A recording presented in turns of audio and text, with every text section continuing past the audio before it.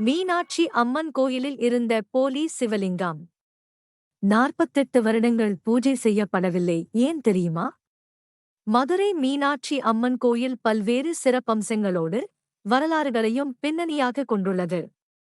அந்த வகையில் கோயிலில் உடைந்த நிலையில் இருக்கும் சிவலிங்கத்திற்கு பின் இருக்கும் வியக்க வைக்கும் பின்னணி என்ன என்பதை பார்ப்போம்.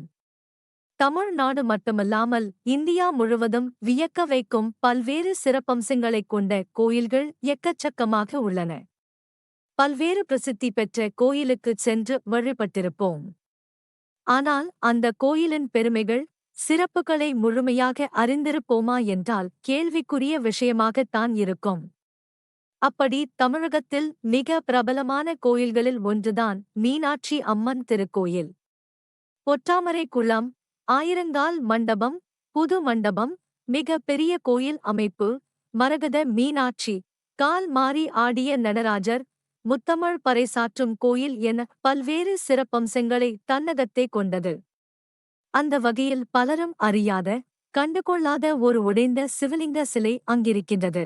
அந்த சிவலிங்கத்தின் கதையை கேட்டால் மீனாட்சி அம்மன் கோயிலின் வரலாறு மெய்சிலிர்க்க வைக்கும். அதோடு அடுத்த முறை மீனாட்சி அம்மன் கோயிலுக்கு சென்றால் அதை கவனமாக பார்த்து தெரிந்து கொள்ளுங்கள். பல்வேறு கோயில்கள் அந்நியர்களின் படையெடுப்பின் போது சிதைக்கப்பட்டு அங்கிருந்த செல்வங்கள் கொள்ளை அழைத்து செல்லப்பட்டது நாம் அறிந்ததே. கிபி 1330ஆம் வருடம் முகமதியர்கள் தமிழகத்தில் புகுந்து கொள்ளையடிக்கத் தொடங்கிய போது மதுரையை வாளால் விழித்துறங்கும் பராக்கிரம பாண்டியன் என்ற மன்னன் ஆண்டு வந்தார்.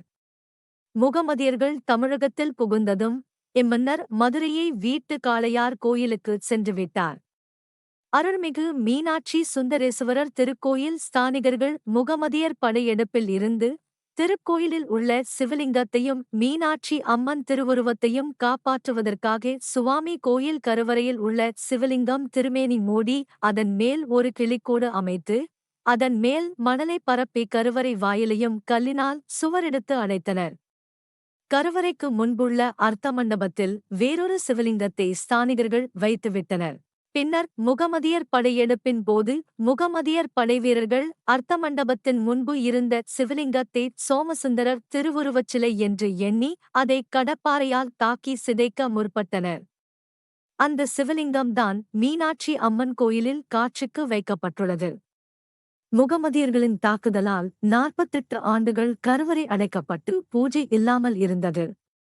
பிறகு கம்பண்ணர் படை எடுத்து முகமதியர்களை வென்று கோயில் ஸ்தானிகர்களுடன் வந்து இந்த சிவலிங்கத்தை அகற்றி வைத்துவிட்டு கருவறையின் மேலிருந்த மணல் கொன்றை எடுத்துவிட்டு கருவறையை திறந்து பார்த்தபோது சொக்கலிங்க பெருமானின் திருமேனியில் 48 ஆண்டுகளுக்கு முன்னர் பூசிய சந்தனம் நறுமணத்துடன் காட்சி தரவும் திருமேனியின் பக்கங்களில் 2 வெள்ளி விளக்குகள் சுடர்விட்டு எரிந்து கொண்டிருப்பதையும் கண்டார்.